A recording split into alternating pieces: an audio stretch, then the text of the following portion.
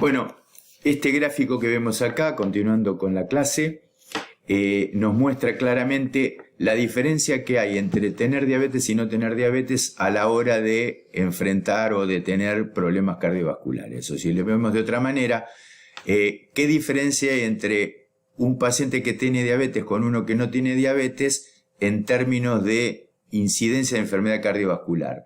Acá tenemos enfermedad coronaria, infarto de miocardio, angina de pecho y muerte súbita. Los pacientes sin diabetes tienen marcadamente una menor prevalencia de afección cardiovascular, o si quieren dicho de otra manera, los pacientes con diabetes tienen mayor frecuencia y prevalencia de afección cardiovascular, macrovascular a nivel coronario, así como muerte súbita. Es importantísimo conocer este detalle. Y esto es importante también porque en las mujeres también se produce esta diferencia.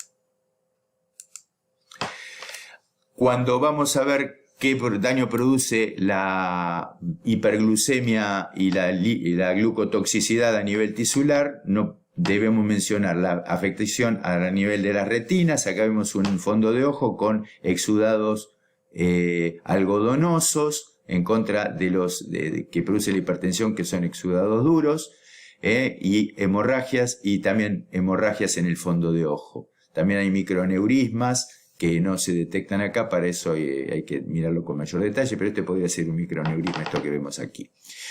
Nefropatía a nivel glomerular, las glomerulopatías de distinta forma. La más común no es la más típica, que es la del riñón de Kimmel-Tilly-Wilson.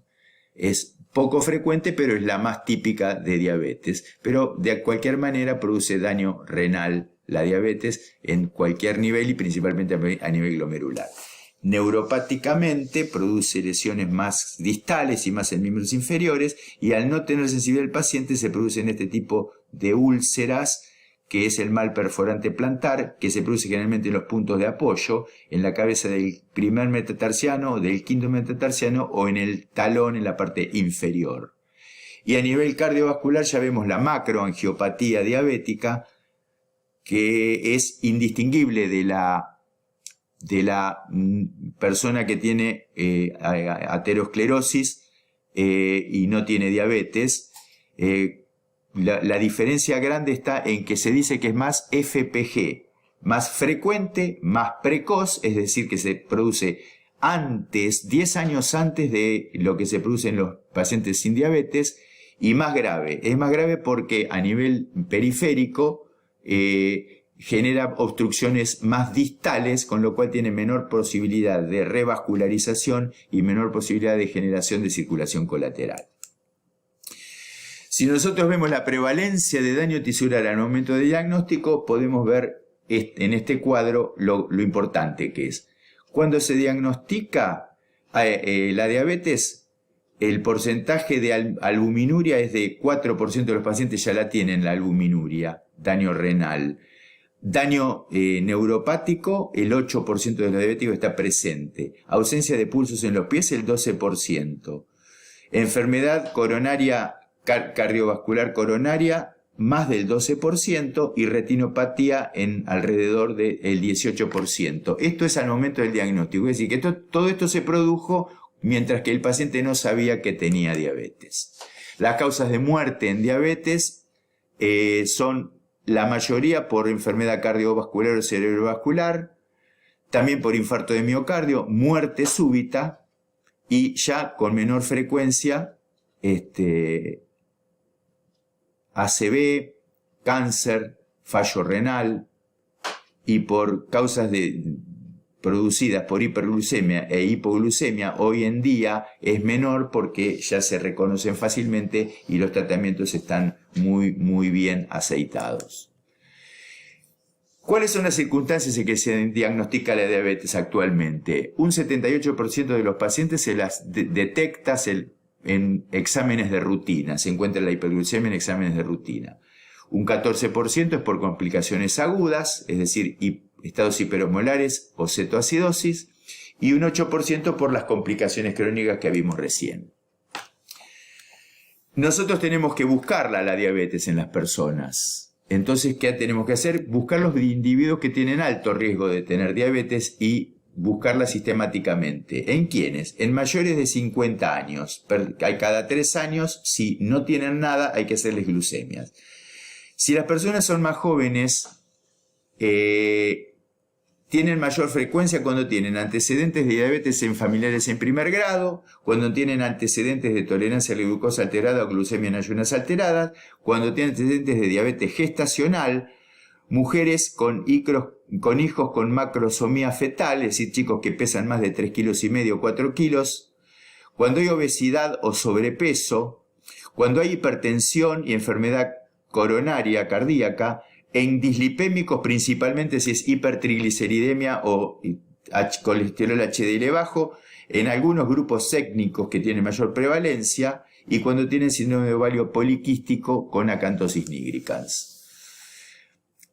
Nos desviamos un poquito para hablar de la hemoglobina glicosilada, que es el porcentaje de hemoglobina que está unida el porcentaje de hemoglobina que está unida a glucosa como método de diagnóstico. Las ventajas es que la hemoglobina glicosilada marca un promedio de las glucemias, o sea que sabemos qué pasa en ayunas y postprandial en el paciente, que no necesita estar en ayunas, que tiene tanta precisión como los diagnósticos a través de los métodos que utilizan la glucemia como diagnóstico, tiene buena reproducibilidad en ensayos y que tiene un umbral que se asocia a retinopatía.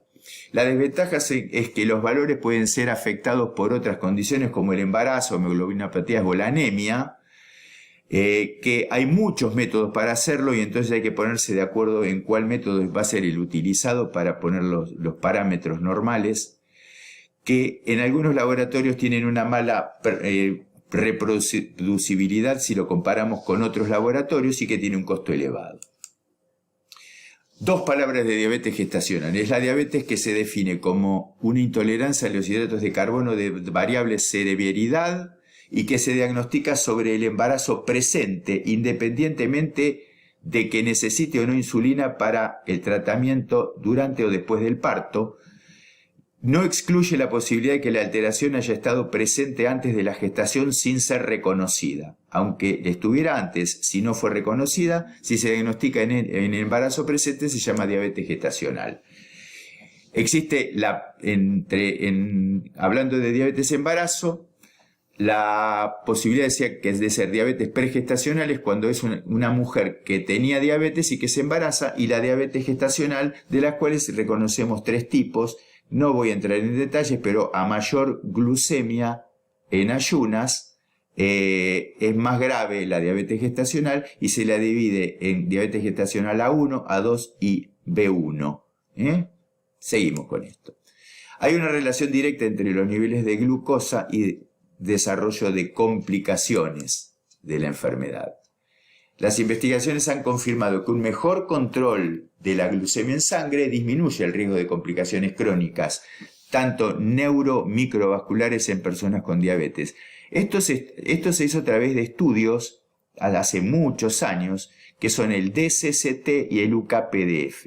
El DSST es en pacientes con diabetes tipo 1, insulino dependientes, y el UKPDS es en pacientes con diabetes tipo 2. Y los dos tenían la característica de comparar 2 grupos de pacientes tratados. Uno con tratamiento convencional, con metas de control distintas a otros que se le hacía tratamiento intensificado, buscando metas de control mucho más estrictas, tanto en diabéticos tipo 1 como tipo 2.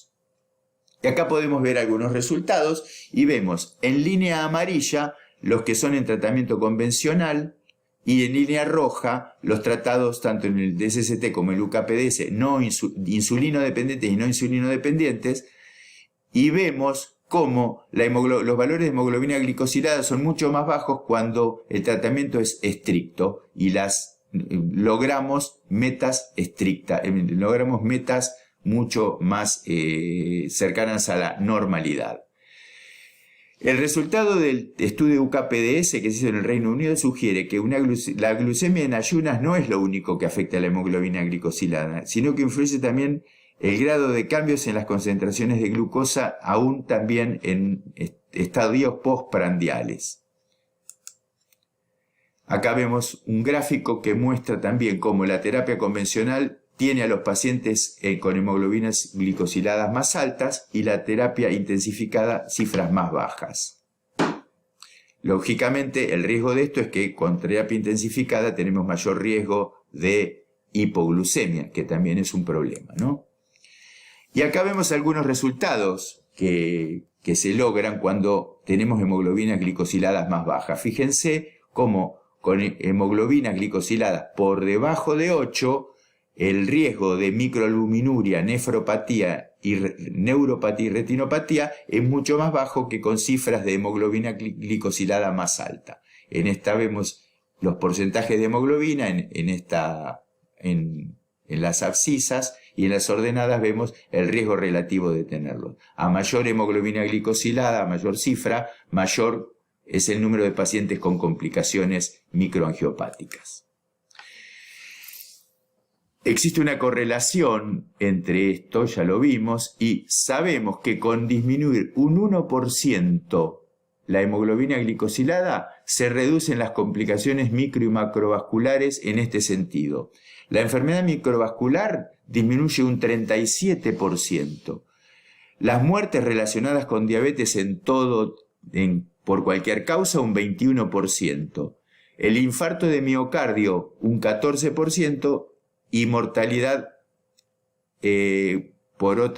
acá es muertes relacionadas por cualquier causa de diabetes, y acá mortalidad por cualquier causa ya fuera de la diabetes se reduce un 14%. ¿Por qué es esto? Y esto es porque una persona que se cuida mucho en algo, se cuida mucho en casi todo. Entonces también muertes por accidente o por otras causas también disminuyen porque la persona es más ordenada y se cuida más en la vida. Eso explicaría por qué disminuye la mortalidad por otras causas. Acá vemos una comparación que entre los pacientes tratados con tratamiento intensificado en UKPDS y lo que pasó con esos pacientes luego de terminar el estudio. En un momento se dio por terminado el estudio, luego de 10 años de seguimiento, se hizo un seguimiento posterior y se vio un efecto que ahora en el próximo video lo voy a explicar con mayor detalle.